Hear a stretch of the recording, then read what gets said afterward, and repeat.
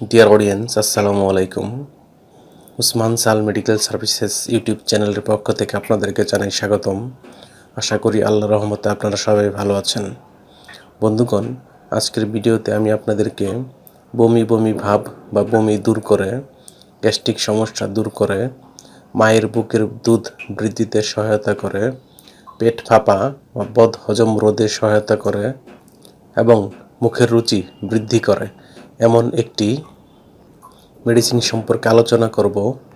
তবে ভিডিওটি শুরু করার আগে আপনাদের প্রতি অনুরোধ, আপনি যদি আমার চ্যানেলে নতুন হয়ে থাকেন তাহলে অবশ্যই চ্যানেলটি সাবস্ক্রাইব করে লাইক, কমেন্টস এবং শেয়ার করবেন।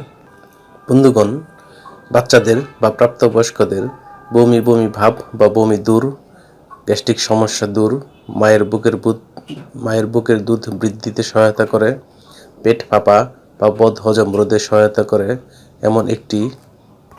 এমন একটি মেডিসিন যেটি অধিকাংশ ডাক্তারগণ তাদের প্রেসক্রিপশনে লিখে থাকে। সেটির নাম হলো ডোমিডন ট্যাবলেট বা ডোমিডন ওরাল সাসপেনশন বা সিরাপ।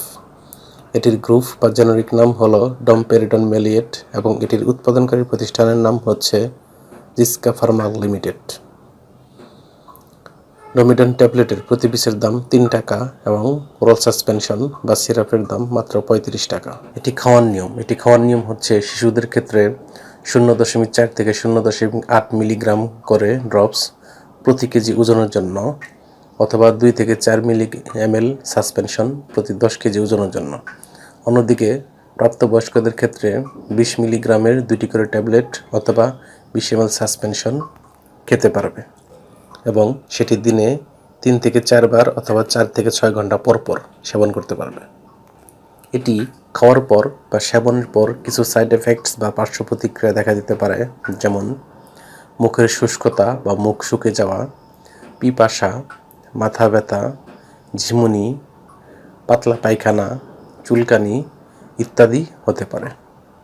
প্রকৃতপক্ষে যে কোনো ঔষধ সেবনের পূর্বে রেজিস্টার্ড চিকিৎসকের পরামর্শ ব্যতীত সেবন করা উচিত নয়। এতে সমস্যা দেখা দিতে পারে।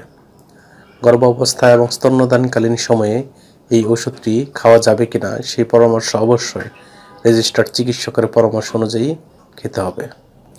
এই ওষুধটি আলো ও তাপ থেকে দূরে 30 ডিগ্রি সেন্টিগ্রেড তাপমাত্রার নিচে ঠান্ডা এবং শুষ্ক স্থানে রাখতে হবে এবং অবশ্যই শিশুদের হাতের নাগালের বাইরে রাখতে হবে।